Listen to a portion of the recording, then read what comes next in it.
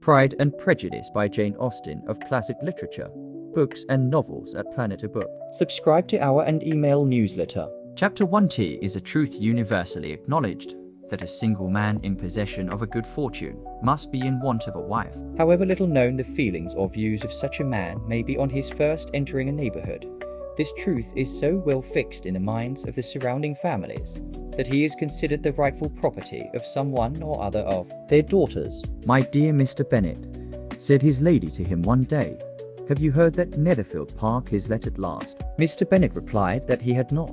"But it is," returned she, "for Mrs. Long has just been here, and she told me all about it." Mr. Bennet made no answer. "Do you not want to know who has taken it?" cried his wife impatiently. "You want to tell me, and I have no objection to hear it. This was invitation enough." "Why, my dear, you must know, Mrs. Long says that Netherfield is taken by a young man of large fortune from the north of England. That he came down on Monday in a chaise and four to see the place, and was so much delighted with it, that he agreed with Mr. Morris immediately. That he is to take possession before Michaelmas, and some of his servants are to be in the house by the end of next week. What is his name?" "Bingley. Is he married or single?" "Oh, "Single, my dear, to be sure. A single man of large fortune, 4,000 or 5,000 a year." what a fine thing for our girls." "How so? How can it affect them?" "My dear Mr. Bennet," replied his wife, "how can you be so tiresome? You must know that I am thinking of his marrying one of them. Is that his design in settling here?" "Design? Nonsense. How can you talk so?" "But it is very likely that he may fall in love with one of them, and therefore you must visit him as soon as he comes. I see no occasion for that." "You and the girls may go, or you may send them by themselves, which perhaps will be still better, for as you are as handsome as any of them, Mr. Bingley may like you the best of the party." "My dear, you flatter me. I certainly have had my share of beauty, but I do not pretend to be anything extraordinary now." When a woman has 5 grown-up daughters, she ought to give over thinking of her own beauty in such cases. A woman has not often much beauty to think of. But, my dear, you must indeed go and see Mr. Bingley when he comes into the "Neighborhood. It is more than I engage for, I assure you. But consider your daughters." Only think what an establishment it would be for one of them. Sir William and Lady Lucas are determined to go, merely on that account, for in general, you know, they visit no newcomers. "Indeed, you must go, for it will be impossible for us to visit him if you do not. You are over-scrupulous, surely." "I dare say Mr. Bingley will be very glad to see you." "And I will send a few lines by you to assure him Of my hearty consent to his marrying whichever he chooses of the girls. Though I must throw in a good word for my little Lizzie. I desire you will do no such thing." Lizzie is not a bit better than the others, and I am sure she is not half so handsome as Jane, nor half so good-humoured as Lydia. "But you are always giving her the preference. They have none of them much to recommend them," replied he. "They are all silly and ignorant like other girls, but Lizzie has something more of quickness than her sisters. Mr. Bennet, how can you abuse your own children in such a way? You take delight in vexing me. You have no compassion for my poor nerves. You mistake me, my dear. I have a high respect for your nerves." "They are my old friends. I have heard you mention them with consideration these last 20 years at least. Mr. Bennet was so odd a mixture of quick parts, sarcastic humour, reserve, and caprice, that the experience of 23 years had been insufficient to make his wife understand his character. Her mind was less difficult to develop. She was a woman of mean understanding, little information, and uncertain temper. When she was discontented, she fancied herself nervous. The business of her life was to get her daughters married. Its solace was visiting and news. Chapter to Revolutions. Bennet was among the earliest of those who waited on Mr. Bingley. He had always intended to visit him, though to the last always assuring his wife that he should not go. Until the evening after the visit was paid, she had no knowledge of it. It was then disclosed in the following manner. Observing his second daughter employed in trimming a hat, he suddenly addressed her with, "I hope Mr. Bingley will like it." "Lizzie, we are not in a way to know what Mr. Bingley likes," said her mother resentfully, "since we are not to visit." "But you forget, mamma," said Elizabeth, "that we shall meet him at the assemblies, and that Mrs. Long promised to introduce him." "I do not believe Mrs. Long will do any such thing. She has 2 nieces of her own. She is a selfish, hypocritical woman, and I have no opinion of her." "No more have I," said Mr. Bennet, and I am glad to find that you do not depend on her serving you." Mrs. Bennet deigned not to make any reply, but, unable to contain herself, began scolding one of her daughters. "Don't keep coughing so, Kitty, for heaven's sake. Have a little compassion on my nerves. You tear them to pieces. Kitty has no discretion in her coughs," said her father. "She times them ill. I do not cough for my own amusement," replied Kitty fretfully. When is your next ball to be, Lizzie? Tomorrow fortnight. Aye, so it is, cried her mother.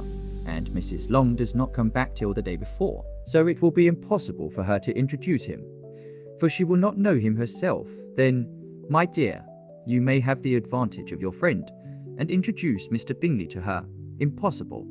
Mr. Bennet, impossible, when I am not. Is he acquainted with him myself? How can you be so teasing? I honour your circumspection. A fortnight's acquaintance is certainly very little. One cannot know what a man really is by the end of a fortnight. But if we do not venture, somebody else will. And after all, Mrs. Long and her daughters must stand their chance. And therefore, as she will think it an act of kindness, if you decline the office, I will take it on myself. The girls stared at their father. Mrs. Bennet said only, Nonsense, nonsense. What can be the meaning of that emphatic exclamation? Cried he. Do you consider the forms of introduction and the stress that is laid on them as nonsense? I cannot quite agree with you there. What say you, Mary? For you are a young lady of deep reflection, I know, and read great books and make extracts. Mary wished to say something sensible, but knew not how. While Mary is adjusting her ideas, he continued, Let us return to Mr. Bingley. I am sick of Mr. Bingley, cried his wife. I am sorry to hear that. But why did not you tell me that before? If I had known as much this morning, I certainly would not have called on him. It is very unlucky, but as I have actually paid the visit, we cannot escape the acquaintance now. The astonishment of the ladies was just what he wished. That of Mrs. Bennet perhaps surpassing the rest, though, when the first tumult of joy was over, she began to declare that it was what she had expected all the while. How good it was in you, my dear Mr. Bennet, but I knew I should persuade you at last. I was sure you loved your girls too well to neglect such an acquaintance. Well, how pleased I am. And it is such a good joke too, that you should have gone this morning and never said a word about it till now.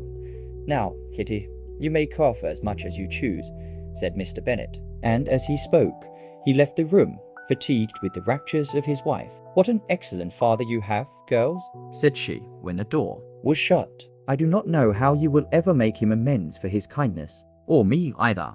For that matter, at our time of life, it is not so pleasant, I can tell you, to be making new acquaintances every day. But for your sakes, we would do anything. Lydia, my love, though you are the youngest, I dare say Mr. Bingley will dance with you at the next ball. Oh, said Lydia stoutly, I am not afraid. For though I am the youngest, I'm the tallest. The rest of the evening was spent in conjecturing how soon he would return Mr. Bennet's visit, and determining when they should ask him to dinner. Chapter 3 all that Mrs. Bennet, however, with the assistance of her 5 daughters, could ask on the subject, was sufficient to draw from her husband any satisfactory description of Mr. Bingley. They attacked him in various ways with barefaced questions, ingenious suppositions, and distant surmises. But he eluded the skill of them all, and they were at last obliged to accept the second-hand intelligence of their neighbour, Lady Lucas. Her report was highly favourable. Sir William had been delighted with him. He was quite young, wonderfully handsome, extremely agreeable, and to crown the whole, he meant to be at the next assembly with a large party. Nothing could be more delightful. To be fond of dancing was a certain step towards falling in love. And very lively hopes of Mr. Bingley's heart were entertained. If I can but see one of my daughters happily settled at Netherfield, said Mrs. Bennet to her husband, and all the others equally well married, I shall have nothing to wish for. In a few days Mr. Bingley returned Mr. Bennet's visit, and sat about 10 minutes with him in his library. He had entertained hopes of being admitted to a sight of the young ladies, of whose beauty he had heard much, but he saw only the father. The ladies were somewhat more fortunate, for they had the advantage of ascertaining from an upper window that he wore a blue coat and rode a black horse. An invitation to dinner was soon afterwards dispatched, and already had Mrs. Bennet planned the courses that were to do credit to her housekeeping, when an answer arrived which deferred it all. Mr. Bingley was obliged to be in town the following day, and consequently unable to accept the honour of their invitation.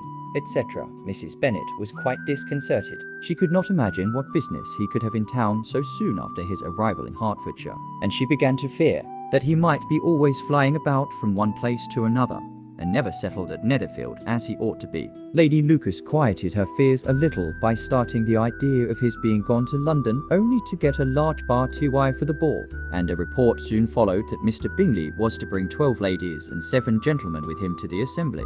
The girls grieved over such a number of lardies, but were comforted the day before the ball by hearing that instead of 12 he brought only 6 with him from London, his 5 sisters and a cousin. And when the party entered the assembly room, it consisted of only 5 altogether: Mr. Bingley, his 2 sisters, the husband of the eldest, and another young man. Mr. Bingley was good-looking and gentlemanlike. He had a pleasant countenance and easy, unaffected manners. His sisters were fine women, with an air of decided fashion. His brother-in-law, Mr. Hurst, merely looked the gentleman, but his friend Mr. Darcy soon drew the attention of the room by his fine, tall person, handsome features, noble mien, and a report which was in general circulation within 5 minutes after his entrance, of his having 10,000 a year. The gentleman pronounced him to be a fine figure of a man.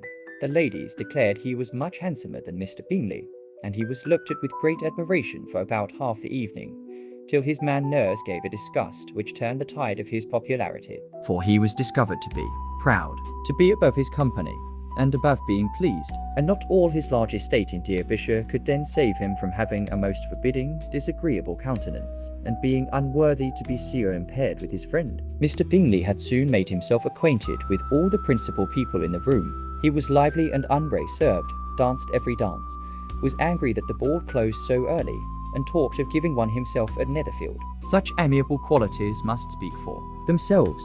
What a contrast between him and his friend. Mr. Darcy danced only once with Mrs. Hurst and once with Miss Bingley, declined being introduced to any other lady, and spent the rest of the evening in walking about the room, speaking occasionally to one of his own party. His character was decided. He was the proudest, most disagreeable man in the world, and everybody hoped that he would never come there again. Amongst the most violent against him was Mrs. Bennet, whose dislike of his general behaviour was sharpened into particular resentment by his having slighted one of her daughters. Elizabeth Bennet had been obliged, by the scarcity of gentlemen, to sit down for 2 dances, and during part of that time, Mr. Darcy had been standing near enough for her to hear a conversation between him and Mr. Bingley, who came from the dance for a few minutes to press his friend to join it.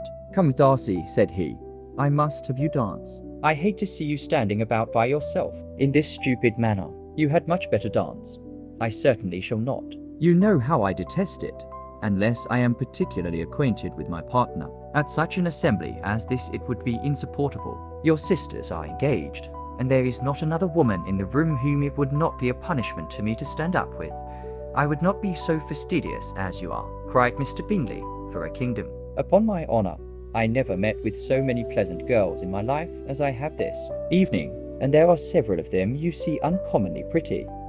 "You are dancing with the only handsome girl in the room," said Mr. Darcy, looking at the eldest Miss Bennet. "Oh, she is the most beautiful creature I ever beheld, but there is one of her sisters sitting down just behind you, who is very pretty, and I dare say very agreeable. Do let me ask my partner to introduce you. Which do you mean?" And turning round, he looked for a moment at Elizabeth, till catching her eye, he withdrew his own and coldly said, "She is tolerable, but not handsome enough to tempt me." "I am in no humour at present to give consequence to young ladies who are slighted by other men." "You had better return to your partner and enjoy her smiles, for you are wasting your time with me." Mr. Bingley followed his advice. Mr. Darcy walked off, and Elizabeth remained with no very cordial feelings toward him. She told the story, however, with great spirit among her friends, for she had a lively, playful disposition, which delighted in anything ridiculous. The evening altogether passed off pleasantly to the whole family. Mrs. Bennet had seen her eldest daughter much admired by the Netherfield party. Mr. Bingley had danced with her twice, and she had been distinguished by his sisters. Jane was as much gratified by this as her mother could be, though in a quieter way. Elizabeth felt Jane's pleasure. Mary had heard herself mentioned to Miss Bingley as the most accomplished girl in the neighbourhood, and Catherine and Lydia had been fortunate enough never to be without partners, which was all that they had yet learned to care for at a ball. They returned, therefore, in good spirits to Longbourn, the village where they lived, and of which they were the principal inhabitants. They found Mr. Bennet still up. With a book, he was regardless of time. And on the press-y occasion, he had a good deal of curiosity as to the events of an evening which had raised such splendid expectations. He had rather hoped that his wife's views on the stranger would be disappointed, but he soon found out that he had a different story to hear. "Oh, My dear Mr. Bennet," as she entered the room, "we have had a most delightful evening, a most excellent ball. I wish you had been there." Jane was so admired. Not ing could be like it. Everybody said how well she looked, And Mr. Bingley thought her quite beautiful, and danced with her twice. only think of that, my dear. He actually Danced with her twice, and she was the only creature in the room that he asked a second time. First of all, he asked Miss Lucas, I was so vexed to see him stand up with her. but, however, he did not admire her at all. Indeed, nobody can, you know, and he seemed quite struck with Jane as she was going down the dance. So he inquired who she was, and got introduced, and asked her for the two next. Then the 2/3 he danced with Miss King, and the 2/4 with Marie Lucas, and the 2/5 with Jane again, and the 2/6 with Lizzie, and the boulanger, if he had had any compassion for me, cried her husband impatiently. He would not have danced half so much. For God's sake, say no more of his partners. Oh, that he had sprained his ankle in the first place. Oh, my dear, I am quite delighted with him. He is so excessively handsome. And his sisters are charming women. I never in my life saw anything more elegant than their dresses. I dare say the lace upon Mrs. Hurst's gown. Here she was interrupted again. Mr. Bennet protested against any description of finery. She was therefore obliged to seek another branch of the subject, and related, with much bitterness of spirit and some exaggeration, the shock rudeness of Mr. Darcy. But I can assure you, she added, that Lizzie does not lose much by not suiting his fancy. For he is a most disagreeable, horrid man, not at all worth pleasing. So high and so conceited that there was no enduring him. He walked here, and he walked there, fancying himself so very great, not handsome enough to dance with. I wish you had been there, my dear, to have given him one of your set downs. I quite detest the man. Chapter for when Jane and Elizabeth were alone. The former, who had been cautious in her praise of Mr. Bingley before, expressed to her sister just how very much she admired him. He is just what a young man ought to be, said she, sensible, good-humoured, lively, and I never saw such happy manners. So much ease, with such perfect good breed ing. He is also handsome, replied Elizabeth, which a young man ought likewise to be, if he possibly can. His character is thereby complete. I was very much flattered by his asking me to dance a second time. I did not expect such a compliment, did not you? I did for you. But that is one great difference between us. Compliments always take you by surprise, and me never. What could be more natural than his ask ing you again? He could not help seeing that you were about 5 times as pretty as every other woman in the room. No thanks to his gallantry for that. Well, he certainly is very agreeable, and I give you leave to like him. You have liked many a stupider person, dear Lizzie. Oh, you are a great deal too apt, you know, to like people in general. You never see a fault in anybody. All the world are good and agreeable in your eyes. I never heard you speak ill of a human being in your life. I would not wish to be hasty in censuring anyone, but I always speak what I think. I know you do, and it is that which makes the wonder, with your good sense, to be so honestly blind to the follies and nonsense of others. Affectation of candour is common enough, one meets with it everywhere, but to be candid without ostentation or design to take the good of everybody's character and make it still better, and say nothing of the bad belongs to you alone. And so you like this man's sisters too, do you? Their manners are not equal to his, certainly not at first. But they are very pleasing women when you converse with them. Miss Bingley is to live with her brother, and keep his house, and I am much mistaken if we shall not find a very charming neighbour in her. Elizabeth listened in silence, but was not convinced. Their behaviour at the assembly had not been calculated to please in general, and with more quickness of observation and less pliancy of temper than her sister, and with a judgment too unassailed by any attention to herself, she was very little disposed to approve them. They were in fact very fine ladies, not deficient in good humour when they were pleased, nor in the power of making themselves agreeable when they chose it, but proud and conceited. They were rather handsome, had been educated in one of the first private seminaries in town, had a fortune of £20,000, were in the habit of spending more than they ought, and of associating with people of rank, and were therefore, in every respect, entitled to think well of themselves, and meanly of others. They were of a respectable family in the north of England, a circumstance more deeply impressed on their memories than that their brother's fortune and their own had been acquired by trade. Mr. Bingley inherited property to the amount of nearly £100,000 from his father, who had intended to purchase an estate, but did not live to do it. Mr. Bingley intended it likewise, and sometimes made choice of his county. But as he was now provided with a good house and the liberty of a manor, it was doubtful to many of those who best knew the easiness of his temper, whether he might not spend the remainder of his days at Netherfield, and leave the next generation to purchase. His sisters were anxious for his having an estate of his own, but though he was now only established as a tenant, Miss Bingley was by no means unwilling to preside at his table, nor was Mrs. Hurst, who had married a man of more fashion than fortune, less disposed to consider his house as her home when it suited her. Mr. Bingley had not been of age to years when he was tempted by an accidental received commendation to look at Netherfield House. He did look at it, and into it for half an hour was pleased with the situation and the principal rooms, satisfied with what the owner said in its praise, and took it immediately. Between him and Darcy there was a very steady friendship, in spite of great opposition of character.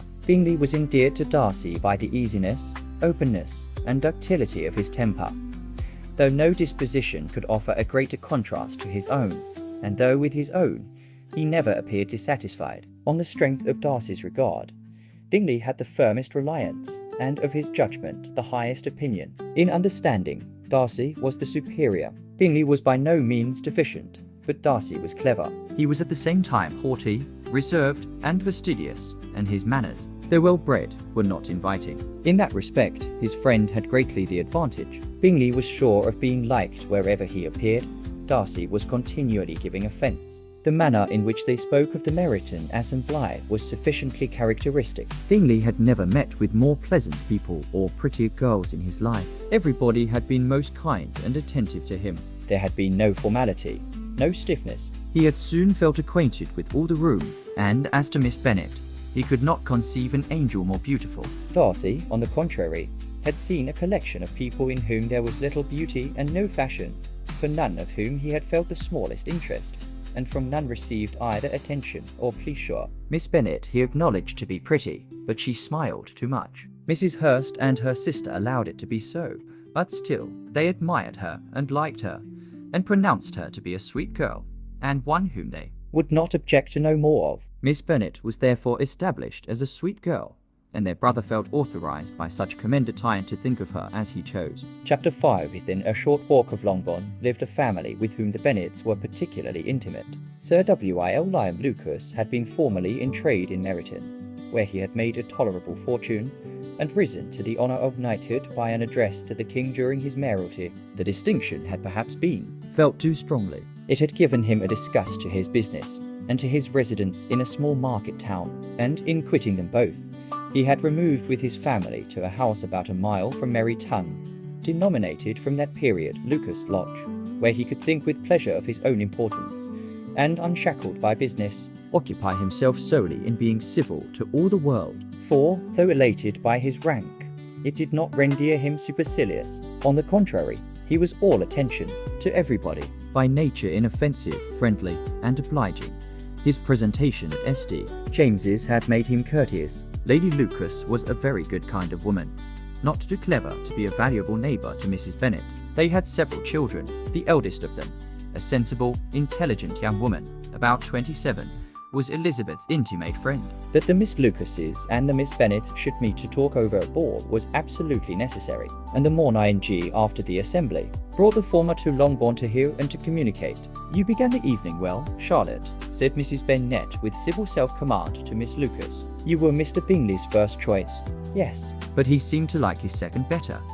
"Oh." "You mean Jane, I suppose, because he danced with her twice." "To be sure, that did seem as if he admired her indeed. I rather believe he did. I heard something about it, but I hardly know what something about Mr. Robinson. Perhaps you mean what I overheard between him and Mr. Robinson. Did not I mention it to you?" Mr. Robinson's asked him how he liked our Meryton assemblies, and whether he did not think there were a great many pretty women in the room, and which he thought the prettiest. And his answering immediately to the last question. Oh, The eldest Miss Bennet, beyond a doubt. There cannot be two opinions on that point, upon my word. Well, that is very decided indeed. That does seem as if, but, however, it may all come to nothing, you know. My overhearings were more to the purpose than yours, Eliza, said Charlotte. Mr. Darcy is not so well worth Liz tending to as his friend, is he? poor Eliza, to be only just tolerable. I beg you would not put it into Liz's head to be vexed by his ill treatment, for he is such a disagreeable man, that it would be quite a misfortune to be liked by him. Mrs. Long told me last night that he sat close to her for half an hour without once opening his lips. Are you quite? Sure, ma'am, is not there a little mistake? Said Jane. I certainly saw Mr. Darcy speaking to her. Because she asked him at last how he liked Netherfield, and he could not help answering her. But she said he seemed quite angry at being spoke to. Miss Bingley told me, said Jane, that he never speaks much, unless among his intimate acquaintances. With them, he is remarkably agreeable. I do not believe a word of it, my dear. If he had been so very agreeable, he would have talked to Mrs. Long, but I can guess how it was. Everybody says that he is eat up with pride, and I dare say he had heard somehow that Mrs. Long does not keep a carriage, and had come to the ball in a hack chaise. I do not mind his not talking to Mrs. Long, said Miss Lucas. But I wish he had danced with Eliza another time, Lizzie, said her mother. I would not dance with him. If I were you, I believe, now I may safely promise you never to dance with him. His pride, said Miss Lucas, does not offend me so much as pride often does, because there is an excuse for it. One cannot wonder that so very fine a young man, with every fortune, everything in his favour, should think highly of himself, if I may so express it. He has a right to be proud. That is very true, replied Elizabeth, and I could easily forgive his pride, if he had not mortified mine. Pride, observed Mary, who piqued herself upon the solidity of her reflections, is a very common failing, I believe. By all that I have ever read, I am convinced that it is very common indeed, that human nature is particularly prone to it, and that there are very few of us who do not cherish a feeling of self-complacency on the score of some quality or other, real or imaginary. Vanity and pride are different things, though the words are often used synonymously. A person may be proud without being vain. Pride relates more to our opinion of ourselves, vanity to what we would have others think of us. If I were as rich as Mr. Darcy, cried a young Lucas, who came with his sisters, I should not care how proud I was. I would keep a pack of fox hounds, and drink a bottle of wine a day. Then you would drink a great deal more than you ought, said Mrs. Bennet. And if I were to see you at it, I should take away your bottle directly. The boy protested that she should not.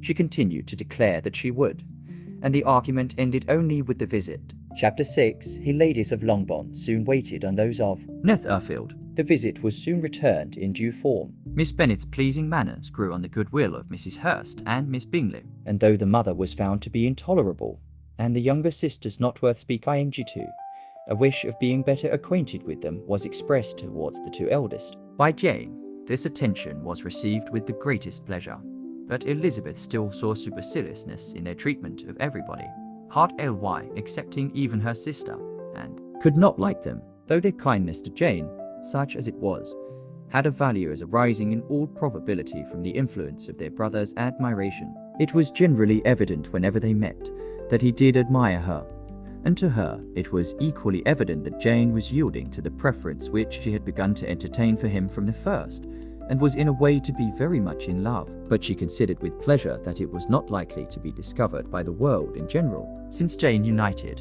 with great strength of feeling, a composure of temper, and a uniform cheerfulness of manner which would guard her from the suspicions of the impertinent.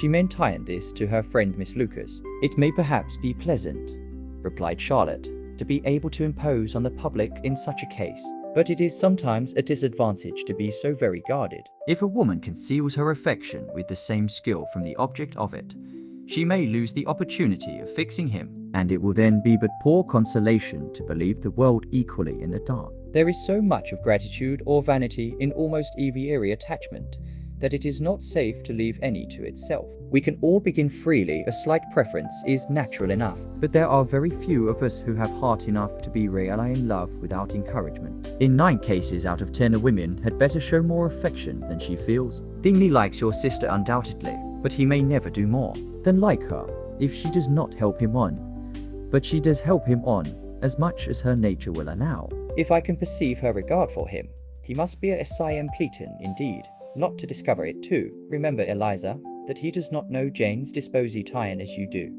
But if a woman is partial to a man, and does not endeavour to conceal it, he must find it out. Perhaps he must, if he sees enough of her. But though Bingley and Jane meet tolerably often, it is never for many hours together, and as they always see each other in large mixed parties, it is impossible that every moment should be employed in conversing together. Jane should therefore make the most of every half hour in which she can see or command his attention. When she is secure of him, there will be more leisure for falling in love as much as she chooses. Your plan is a good one, replied Elizabeth. Where not AMG is in question, but the desire of being well married. And if I were determined to get a rich husband, or any husband, I dare say I should adopt it. But these are not Jane's feelings. She is not acting by design. As yet, she cannot even be certain of the degree of her own regard, nor of its reasonableness. She has known him only a fortnight. She danced 4 dances with him at Meryton. She saw him one morning at his own house, and has since dined with him in company for times. This is not quite enough to make her understand his character, not as you represent it. Had she merely dined with him, she might only have discovered whether he had a good appetite.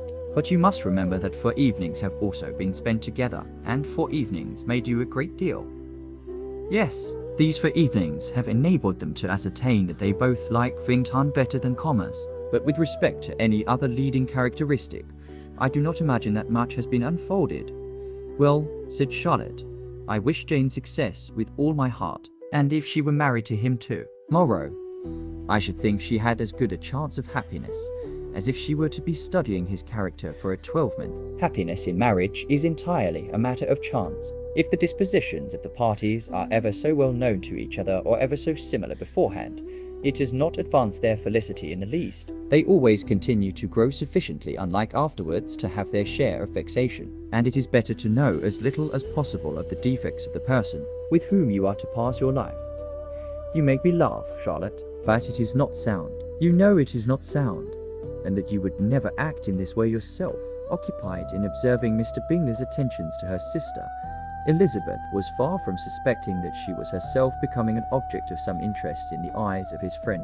Mr. Darcy had at first scarcely allowed her to be pretty. He had looked at her without admiration at the ball, and when they next met, he looked at her only too criticiously. But no sooner had he made it clear to himself and his friends, and she hardly had a good feature in her face, than he began to find it was rendered uncommonly intelligent by the beautiful expression of her dark eyes. To this discovery succeeded some others equally mortifying. Though he had detected with a critical eye more than one failure of perfect symmetry in her form, he was forced to acknowledge her figure to be light and pleasing, and in spite of his asserting that her manners were not those of the fashionable world, he was caught by their easy playfulness. Of this she was perfectly unaware. To her, he was only the man who made himself agreeable nowhere, and who had not thought her handsome enough to dance with. He began to wish to know more of her, and as a step towards conversing with her himself, attended to her conversation with others. His doing so drew her notice. It was at Sir William Lucas's, where a large party were assembled. What does Mr. Darcy mean, said she to Charlotte, by listening to my conversation with Colonel Forster? That is a question which Mr. Darcy only can answer. But if he does it any more, I shall certainly let him know that I see what he is about. He has a very satirical eye, and if I do not begin by being impertinent myself, I shall soon grow afraid of him on his approaching them soon afterwards. Though without seeming to have any intention of speaking, Miss Lucas defied her friend to mention such a subject to him, which immediately provoking Elizabeth to do it, she turned to him and said, "Did you not think, Mr. Darcy, that I expressed myself uncommonly well just now, when I was teasing Colonel Forster to give us a ball at Meryton, with great energy? But it is always a subject which makes a lady energetic. You are severe on us. It will be her turn soon to be teased," said Miss Lucas. I am going to open the instrument. Eliza, and you know what follows.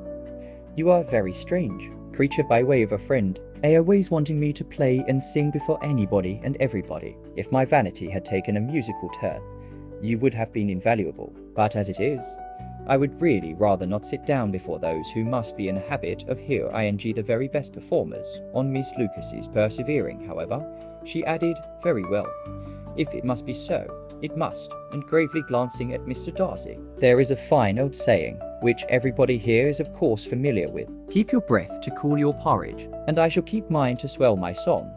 Her performance was pleasing, though by no means capital. After a song or two, and before she could reply to the entreaties of several that she would sing again, she was edgerly succeeded at the instrument by her sister Mary, who having, in consequence of being the only plain one in the family, worked hard for knowledge and accomplishments, was always impatient for display. Mary had neither genius nor taste, and though vanity had given her application, it had given her likewise a pedantic air and conceited manner, which would have injured a higher degree of excellence than she had reached. Eliza Bath, easy and unaffected, had been listened to with much more pleasure, though not playing half so well, and Mary, at the end of a long concerto, was glad to purchase praise and gratitude by Scotch and Irish airs, at the request of her younger sisters, who, with some of the Lucases and 2 or 3 officers, joined eagerly in dancing at one end of the room.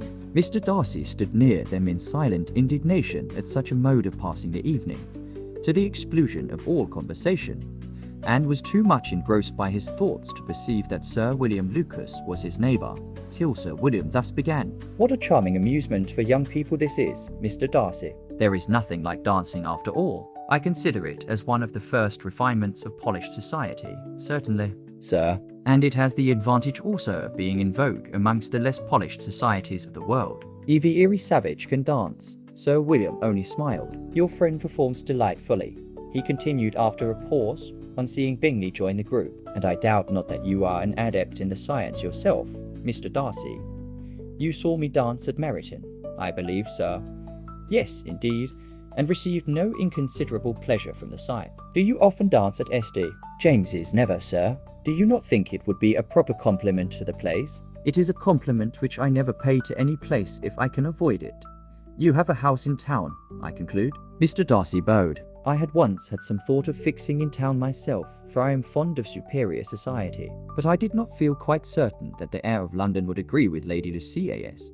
He paused in hopes of an answer, but his companion was not disposed to make any, and Elizabeth at that instant moving towards them, he was struck with the action of doing a very gallant thing, and called out to her, My dear Miss Eliza, why are you not dancing? Mr. Darcy, you must allow me to present this young lady to you as a very desirable partner. You cannot refuse to dance, I am sure, when so much beauty is before you. And taking her hand, he would have given it to Mr. Darcy, who, though extremely surprised, was not unwilling to receive it, when she instantly drew back, and said with some discomposure to Sir William, Indeed, sir, I have not the least intention of dancing. I entreat you not to suppose that I moved this way in order to beg for a partner. Mr. Darcy, with great propriety, requested to be allowed the honour of her hand, but in vain. Elizabeth was determined, nor did Sir William at all shake her purpose by his attempt at persuasion. You excel so much in the dance, Miss Eliza, that it is cruel to deny me the happiness of seeing you, and though this gentleman dislikes the amusement, in general, he can have no objection, I am sure, to oblige us for 1/2 hour. Mr. Darcy is all politeness, said Elizabeth, smiling. He is, indeed. But considering the inducement, my dear Miss Eliza, we cannot wonder at his complaisance, for who would object to such a partner? Elizabeth looked archly, and turned away. Her resistance had not injured her with the gentleman, and he was thinking of her with some complacency. When thus accosted by Miss Bingley, I can guess the subject of your reverie. I should imagine not. You are considering how insupportable it would be to pass many evenings in this manner in such society. And indeed, I am quite of your opinion. I was never more annoyed. The insipidity, and yet the noise, the nothingness, and yet the self-importance of all those people. What would I give to hear your strictures on them? Your conjecture is totally wrong. I assure you. My mind was more agreeably engaged, I have been meditating on the very great pleasure which a pair of fine eyes in the face of a pretty woman can bestow. Miss Bingley immediately fixed her eyes on his face, and desired he would tell her what lady had the credit of inspiring such reflections. Mr. Darcy replied with great intrepidity, "Miss Elizabeth Bennet." "Miss Elizabeth Bennet," repeated Miss Bingley. I am all astonishment. How long has she been such a favourite? "And pray, when am I to wish you joy?" That is exactly the question which I expected you to ask. A lady's imagination is very rapid. It jumps from admiration to love, from love to matrimony in a moment. I knew you would be wishing me joy. Nay, if you are serious about it, I shall consider the matter is absolutely settled. You will be having a charming mother-in-law, indeed, and, of course, she will always be at Pemberley with you.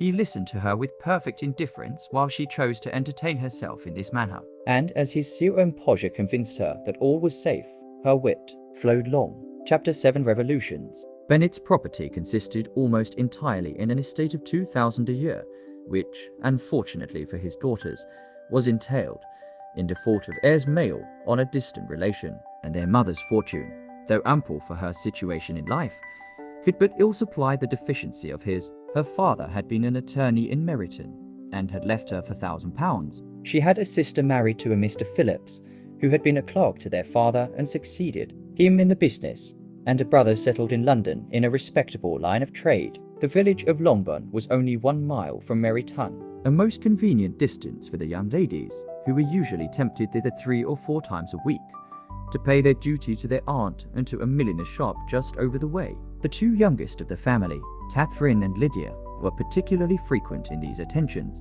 Their minds were more vacant than their sisters', and when nothing better offered, a walk to Meryton was necessary to amuse their morning hours and furnish conversation for the evening. And however bare of news the country in general might be, they always contrived to learn some from their aunt. At present, indeed, they were well supplied both with news and happiness by the recent arrival of a militia regiment in the neighbourhood. It was to remain the whole winter, and Meryton was the headquarters. Their visits to Mrs. Phillips were now productive of the most interesting intelligence. Every day added something to their knowledge of the officers' names and connections. Their lodgings were not long a secret, and at length they began to know the officers themselves. Mr. Phillips visited them all, and this opened to his nieces a store of felicity unknown before. They could talk of nothing but officers. And Mr. Bingley's large fortune, the mention of which gave Aeonine Matin to their mother, was worthless in their eyes when opposed to the regimentals of an ensign. After listening one morning to their effusions on this subject, Mr. Bennet coolly observed, "From all that I can collect by your manner of talking, you must be 2 of the silliest girls in the country. I have suspected it some time, but I am now convinced." Catherine was disconcerted, and made no answer. But Lydia, with perfect indifference, continued to express her admiration of Captain Carter, and her hope of seeing him in the course of the day, as he was going the next morning to London. "I am astonished, my dear," said Mrs. Bennet, "that you should be so ready to think your own children silly. If I wish to think slightingly of anybody's children, it should not be of my own, however. If my children are silly, I must hope to be always sensible of it. Yes, but as it happens, they are all of them very clever. This is the only point, I flatter myself, on which we do not agree. I had hoped that our sentiments coincided in every particular, but I must so far differ from you as to think our 2 youngest daughters uncommonly foolish. My dear Mr. Bennet, you must not expect such girls to have the sense of their father and mother. When they get to our age, I dare say they will not think about officers any more than we do. I remember the time when I liked a red-coat myself very well, and indeed, so I do still at my heart. And if a smart young colonel, with 5,000 or 6,000 a year, should want one of my girls, I shall not say nay to him. And I thought Colonel Forster looked very becoming the other night at Sir William's in his regimentals, mamma," cried Lydia.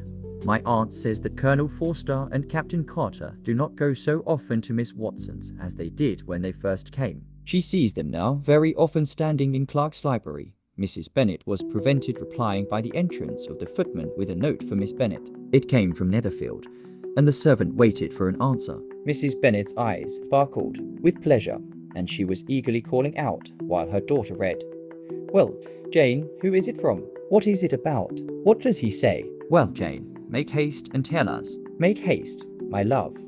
It is from Miss Bingley, said Jane, and then read it aloud. My dear friend, if you are not so compassionate as to dine today with Louisa and me, we shall be in danger of hating each other for the rest of our lives. For a whole day's tete-a-tete between two women can never end without a quarrel. Come as soon as you can on receipt of this. My brother and the gentleman are to dine with the officers. Yours ever, Caroline Bingley, with the officers, cried Lydia. I wonder my aunt did not tell us of that dining out, said Mrs. Bennet. That is very unlucky. Can I have the carriage? Said Jane. No, my dear, you had better go on horseback, because it seems likely to rain, and then you must stay all night. That would be a good scheme, said Elizabeth, if you were sure that they would not offer to send her home. Oh, but the gentleman will have Mr. Bingley's chaise to go to Meryton, and the Hursts have no horses to theirs. I had much rather go in the coach. But, my dear, your father cannot spare the horses, I am sure. They are wanted in the farm, Mr. Bennet, are they not? They are wanted in the farm much oftener than I can get them. But if you have got them today, said Elizabeth, my mother's purpose will be answered. She did at last extort from her father an acknowledgment that the horses were engaged. Jane was therefore obliged to go on horseback, and her mother attended her to the door with many cheerful prognostics of a bad day. Her hopes were answered. Jane had not been gone long before it rained hard. Her sisters were uneasy for her, but her mother was delighted. The rain continued the whole evening without intermission. Jane certainly could not come back. This was a lucky idea of mine indeed, said Mrs. Bennet more than once, as if the credit of making it rain were all her own. Till the next morning, however, she was not aware of all the felicity of her contrivance. Breakfast was scarcely over when a servant from Netherfield brought the following note for Elizabeth. My dearest Lizzie, I find myself very unwell this morning, which, I suppose, is to be imputed to my getting wet through yesterday. My kind friends will not hear of my returning till I am better. They insist also on my seeing Mr. Jones, therefore do not be alarmed. If you should hear of his having been to me, and, excepting a sore throat and headache, there is not much the matter with me, yours, etc. Well, my dear, said Mr. Bennet, when Elizabeth had read the note aloud, if your daughter should have a dangerous fit of illness if she should die, it would be a comfort to know that it was all in pursuit of Mr. Bingley, and under your orders. Oh, I am not afraid of her dying. People do not die over little trifling colds. She will be taken good care of. As long as she stays there, it is all very well. I would go and see her if I could have the carriage. Elizabeth, feeling really anxious, was determined to go to her, though the carriage was not to be had, and as she was no horsewoman, walking was her only alternative. She declared her resolution. How can you be so silly, cried her mother, as to think of such a thing? In all this dirt. You will not be fit to be seen when you get there. I shall be very fit to see Jane, which is all I want. Is this a hint to me, Lizzie, said her father, to send for the horses? No, indeed. I do not wish to avoid the walk. The distance is nothing when one has a motive. Only 3 miles. I shall be back by dinner. I admire the activity of your benevolence, observed Mary. But every impulse of feeling should be guided by reason. And, in my opinion, exertion should always be in proportion to what is required. We will go as far as Meryton with you, said Catherine and Lydia. Elizabeth accepted their company, and the 3 young ladies set off together. If we make haste, said Lydia, as they walked along, perhaps we may see something of Captain Carter before he goes. In Meryton they parted. The 2 youngest repaired to the lodgings of one of the officers' wives, and Elizabeth continued her walk alone, crossing field after field at a quick pace, jumping over stiles and springing over puddles with impatient activity, and finding herself at last within view of the house, with weary ankles, dirty stockings, and a face glowing with the warmth of exercise. She was shown into the breakfast parlour, where all but Jane were assembled, and where her appearance created a great deal of surprise. That she should have walked 3 miles so early in the day, in such dirty weather, and by herself, was almost incredible to Mrs. Hurst and Miss Bingley. And Elizabeth was convinced that they held her in contempt for it. She was received, however, very politely by them.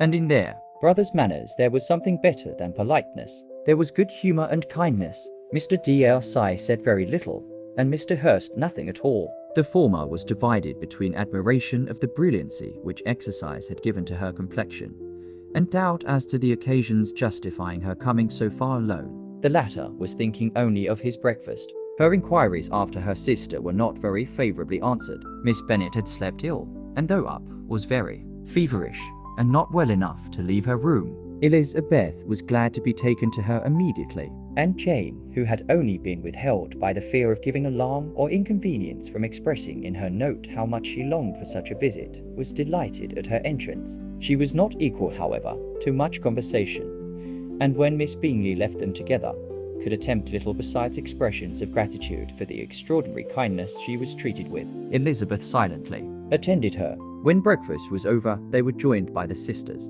and Elizabeth began to like them herself when she saw how much affection and solicitude they showed for Jane. The apothecary came, and having examined his patient, said, as might be supposed, that she had caught a violent cold, and that they must endeavour to get the better of it, advised her to return to bed, and promised her some draughts. The advice was followed readily, for the feverish symptoms increased, and her head ached acutely. Elizabeth did not quit her room for a moment, nor were the other ladies often absent. The gentlemen being out, they had, in fact, nothing to do elsewhere. When the clock struck 3, Elizabeth felt that she must go, and very unwillingly said so. Miss Bingley offered her the carriage, and she only wanted a little pressing to accept it, when Jane testified such concern in parting with her, that Miss Bingley was obliged to convert the offer of the chaise to an invitation to remain at Netherfield for the present. Elizabeth most thankfully consented, and a servant was dispatched to Longbourn to acquaint the family with her stay, and bring back a supply of clothes. Chapter 85 o'clock, the two ladies retired to dress, and at 6:30, Elizabeth was summoned to dinner. To the civil inquiries which then poured in, and amongst which she had the pleasure of distinguishing the much superior solicitude of Mr. Bingley's, she could not make a very favourable answer. Jane was by no means better. The sisters, on hearing this, repeated 3 or 4 times how much they were grieved, how shocking it was to have a bad cold, and how excessively they disliked being ill themselves, and then thought no more of the matter, and their indifference towards Jane, when not immediately before them, restored Elizabeth to the enjoyment of all her former dislike. Their brother, indeed, was the only one of the party whom she could regard with any complacency. His anxiety for Jane was evident, and his attentions to herself most pleasing, and they prevented her feeling herself so much an intruder as she believed she was considered by the others. She had very little notice from any but him. Miss Bingley was engrossed by Mr. Darcy,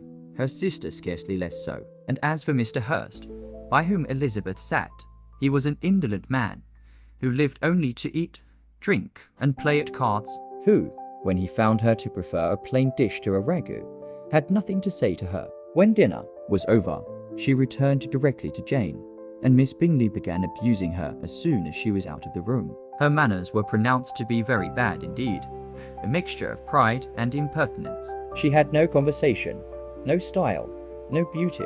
Mrs. Hurst thought the same, and added, "She has nothing, in short, to recommend her, but being an excellent walker. I shall never forget her appearance this morning. She really looked almost wild.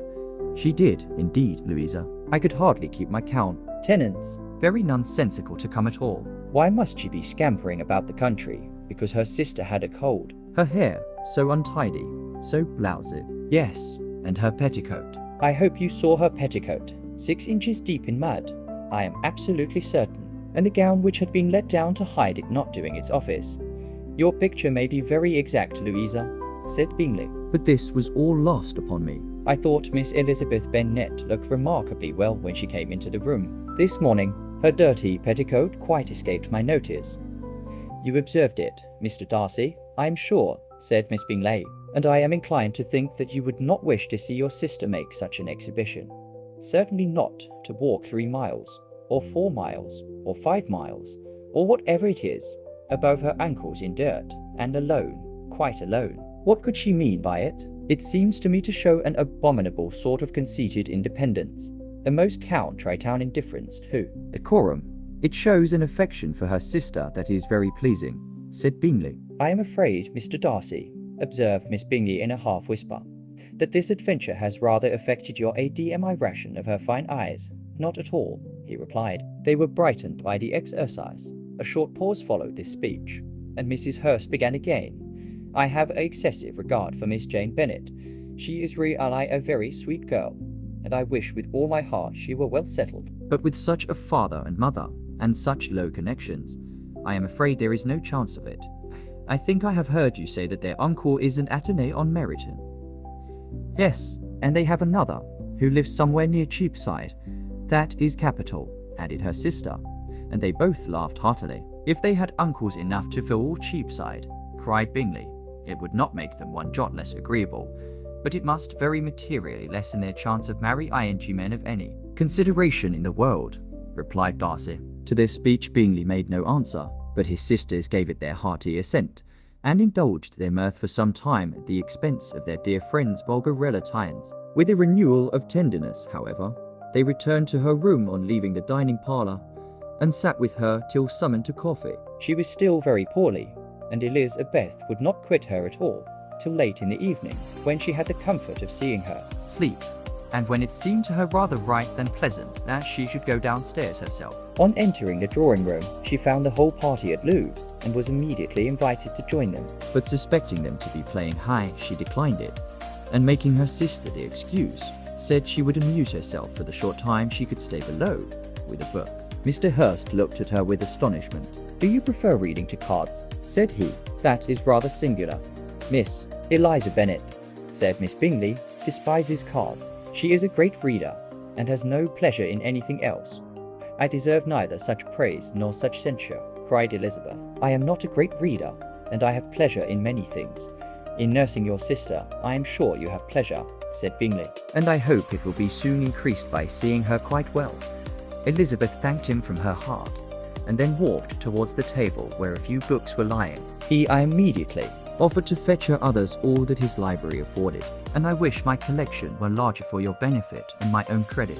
But I am an idle fellow, and though I have not many, I have more than I ever looked into. Elizabeth assured him that she could suit herself perfectly well with those in the room. "I am astonished," said Miss Bingley, "that my father should have left so small a collection of books." "What a delightful library you have at Pemberley, Mr. Darcy." "It ought to be good," he replied. "It has been the work of many generations. And then you have added so much to it yourself. You are always buying books. I cannot comprehend the neglect of a family library in such days as these. Neglect. I am sure you neglect nothing that can add to the beauties of that noble place." "Charles, when you build your house, I wish it may be half as delightful as in Burley. I wish it may, but I would really advise you to make your purchase in that neighbourhood and take Pemberley for a kind of Mont Yell. There is not a finer county in England than Derbyshire, with all my heart. I will buy Pemberley itself if Darcy will sell it. I am talking of possibilities, Charles. Upon my word, Caroline, I should think it more possible to get Pemberley by purchase than by imitation." Elizabeth was so much caught with what passed as to leave her very little attention for her book, and soon laying it wholly aside, she drew near the card table and stationed herself between Mr. Bingley and his eldest sister to observe the game. "Is Miss Darcy much grown since the spring?" said Miss Bingley. "Will she be as tall as I am? I think she will. She is now about Miss Elizabeth Bennet's height, or rather taller.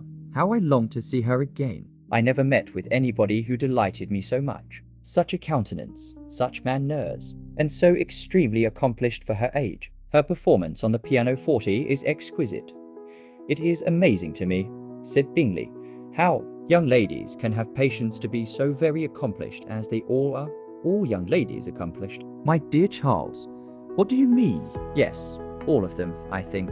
They all paint tables, cover screens, and knit purses." "I scarcely know anyone who cannot do all this, and I am sure I never heard a young lady spoken of for the first time without being informed that she was very accomplished.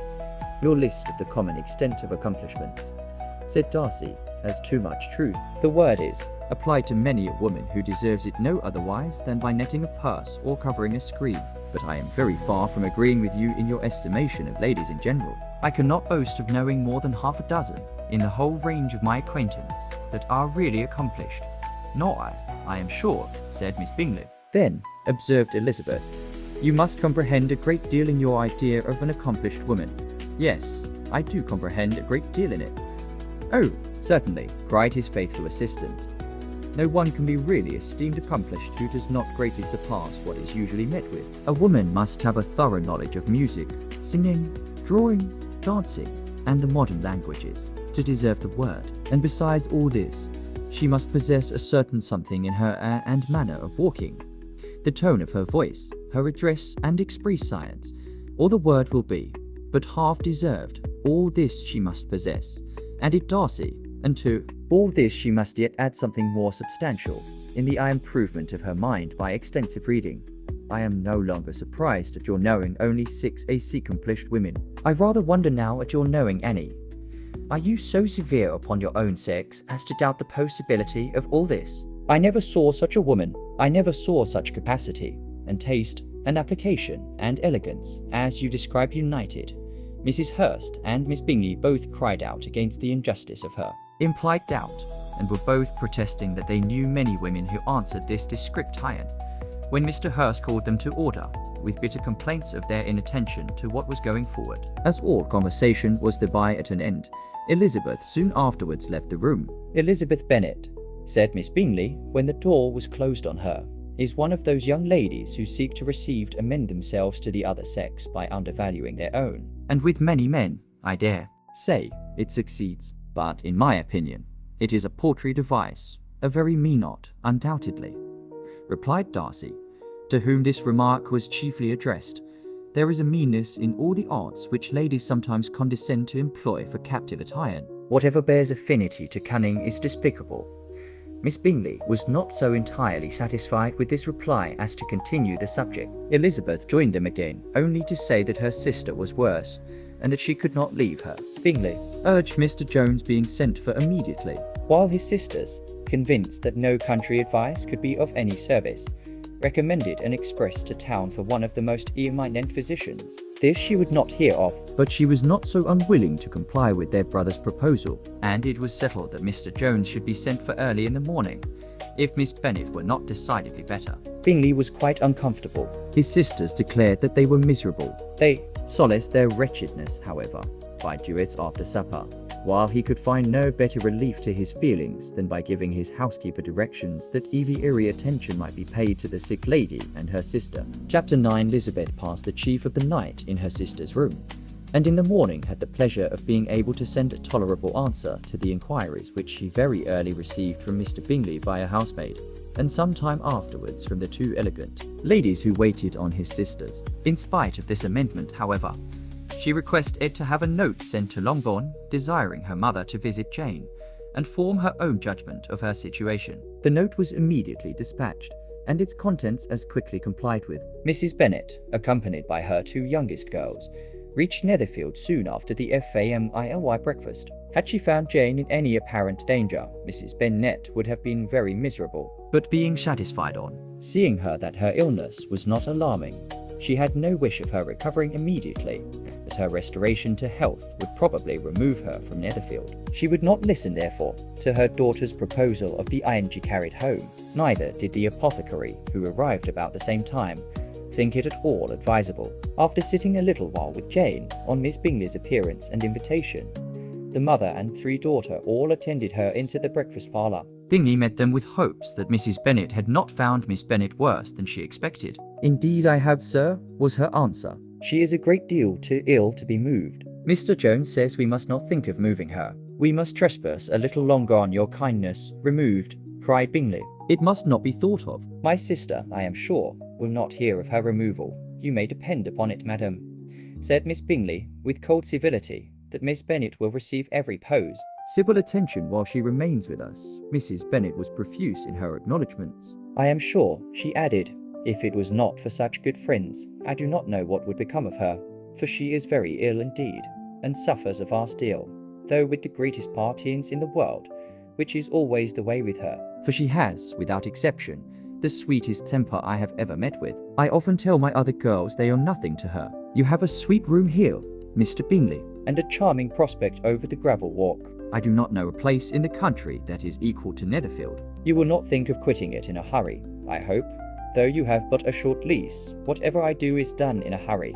replied he. "And therefore if I should resolve to quit Netherfield, I should probably be off in 5 minutes. At present, however, I consider myself as quite fixed here." "That is exactly what I should have supposed of you," said Elizabeth. "You begin to comprehend me, do you?" cried he, turning towards her. Oh, Yes, I understand you perfectly. I wish I might take this for a compliment. but to be so easily seen through, I am afraid, is pitiful. That is as it happens. It does not follow that a deep, intricate character is more or less estimable than such a one as yours. Lizzie, cried her mother, remember where you are. And do not run on in the wild manner that you are suffered to do at home. I did not know before, continued Bingley. Immediately, that you were a study of character. It must be an AMU's ing study. Yes, but intricate characters are the most amusing. They have at least that advantage. The country, said Darcy, can in general supply but a few subjects for such a study. In a country neighbourhood you move in a very confined and unvarying society, but people themselves alter so much that there is something new to be observed in them forever. Yes, indeed, cried Mrs. Bennet, offended by his manner